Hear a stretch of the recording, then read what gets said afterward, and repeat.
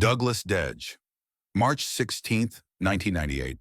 Kiev, Ukraine. A small event called International Super Challenge, Ukraine Against the World, is about to make history for all the wrong reasons.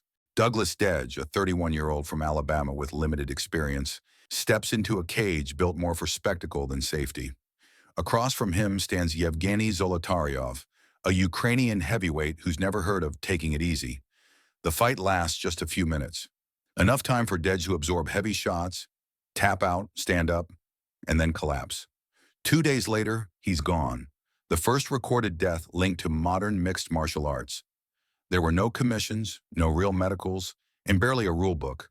Just a promoter chasing headlines and fighters chasing glory. The tragedy sends shockwaves through the sport, with American media lumping every cage fight under the ultimate death match label. The irony, the UFC had nothing to do with it, but caught the blame anyway. Dej's death becomes MMA's harshest wake-up call. If you want to play tough, start by protecting your fighters.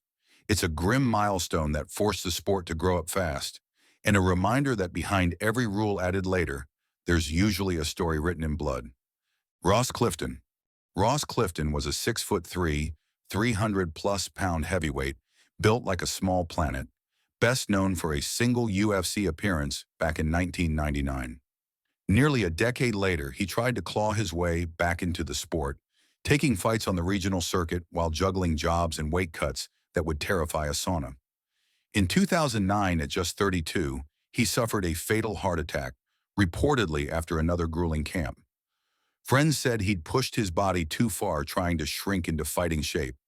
Proof that sometimes the hardest opponent isn't another man, it's the clock on your own metabolism. There was no scandal, no foul play, just a reminder that getting back in shape isn't the same as staying alive. Clifton's death shook the small show community, sparking quiet talks about better cardiac screening for heavyweights. He left behind a wife and kids and a cautionary echo for every big man chasing one more comeback. The scale never taps out, but sometimes the body does. Tyrone Mims. August 11, 2012, a small South Carolina show called Conflict MMA becomes the worst kind of milestone.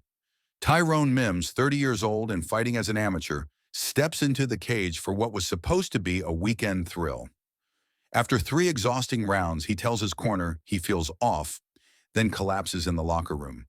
There's no doctor, no defibrillator, and no EMT on standby. Just panic and minutes slipping away. Paramedics finally arrive, but Mims never wakes up. He's pronounced dead in the ambulance. The coroner citing cardiac arrest brought on by dehydration and fatigue. The aftermath exposes how thin the safety net really was. No blood work, no cardiac screening, no post-fight medicals. South Carolina's response is swift.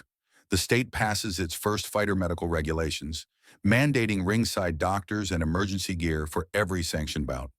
Tyrone Mims didn't live to see the rules his death inspired, but his story drew a line in MMA history.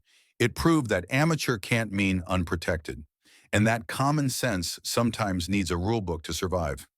Dennis Munson Jr., March 28, 2014, Milwaukee, Wisconsin. A local Muay Thai show meant to highlight new talent instead becomes a national case study in what not to do.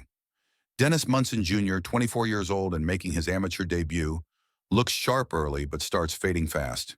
Between rounds, he stumbles, drops his hands, and can barely lift his head, yet his corner keeps sending him out. When the final bell sounds, he collapses in his chair and never wakes up. There's no ringside doctor, no ambulance, and no immediate medical response. Just confusion as precious minutes tick away. Munson dies from brain trauma before reaching the hospital, and video of the bout sends shockwaves through the fight world. The outrage forces Wisconsin officials to overhaul their combat sports regulations, mandating ringside physicians and emergency protocols for every sanctioned event. His name is now a fixture in every safety seminar, proof that you can't coach through a concussion and that courage without caution can kill. Yang Zhongbing, December 2015, just hours before weigh-ins for a one championship flyweight bout in the Philippines, 21-year-old Chinese prospect Yang Jinbing collapses mid-weight cut. He's been sweating through plastic suits, alternating hot baths and jogging. Standard pre-fight misery that somehow passes for professionalism. This time it doesn't. Rushed to a Manila hospital with severe dehydration and heat stroke, he dies before doctors can stabilize him. The tragedy forces one championship to outlaw traditional weight cuts entirely and launch a hydration-based weigh-in system that tracks fighters' urine levels throughout training camp. The decision sends shockwaves through the sport, prompting other organizations, and even the UFC's Performance Institute, to reevaluate how fighters shrink themselves for the scale. Yang Jianbing's death becomes the line MMA can't uncross. The moment the industry finally admits that cutting weight too often means cutting years off your life. Turns out, fighting your opponent is safer than fighting your own kidneys. Mateus Fernandes. March 30th, 2019, Manaus, Brazil. A 22-year-old amateur named Mateus Fernandes wins his MMA debut by submission, grinning as the crowd cheers. Minutes later, the victory turns to panic. He begins convulsing near his corner, and officials frantically look for a medic. There isn't one. Fernandes is rushed to a hospital but dies soon after arrival.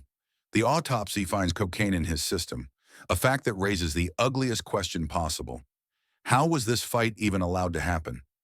Investigators learn there was no pre-fight toxicology test, no doctor cage side, and no emergency plan. The local commission faces outrage for letting an impaired athlete compete in a full-contact sport with zero oversight. The scandal forces new rules across Brazil's regional circuits, mandatory medical presence, and pre-fight screenings that should have existed all along. Fernandes's death becomes a textbook example of preventable tragedy, proving that ignoring protocol doesn't just break the rules, it buries people under them. Danshay White, July 15, 2017, Louisville, Kentucky. 37-year-old heavyweight Danshay White steps into a Hard Rock MMA cage for what should be another regional test. He's experienced but not in top shape, fighting while managing high blood pressure and chronic fatigue.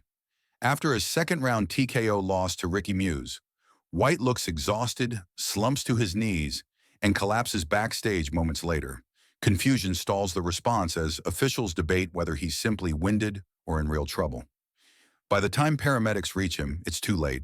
White is pronounced dead at a nearby hospital from cardiac complications less than an hour after the fight.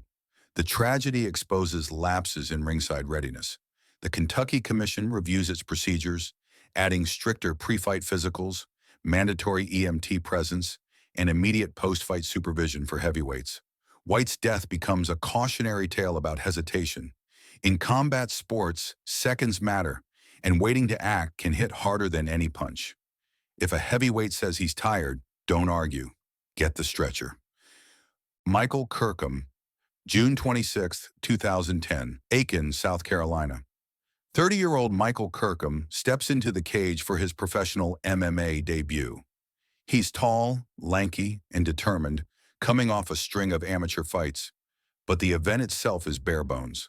Small crowd, minimal medical presence, and zero margin for error. Less than 2 minutes into round one, Kirkham takes a hard shot, collapses, and never regains consciousness. He's pronounced dead 2 days later from a brain hemorrhage. The tragedy exposes just how fragile sanction can be when oversight is paper-thin. Kirkham had fought only weeks earlier as an amateur, far too soon for his brain to recover, yet no one caught it. His death forces South Carolina's Athletic Commission to overhaul medical clearances, adding mandatory suspensions between bouts and stricter neurological exams. It becomes the state's first regulated MMA fatality, and a painful reminder that rules only work if people follow them. Sometimes the most dangerous rematch is with your own last fight. Tim Hague, June 16, 2017, Edmonton, Canada. 34-year-old former UFC heavyweight Tim Hague, a gentle-spoken schoolteacher outside the cage, steps into a boxing ring chasing one more payday.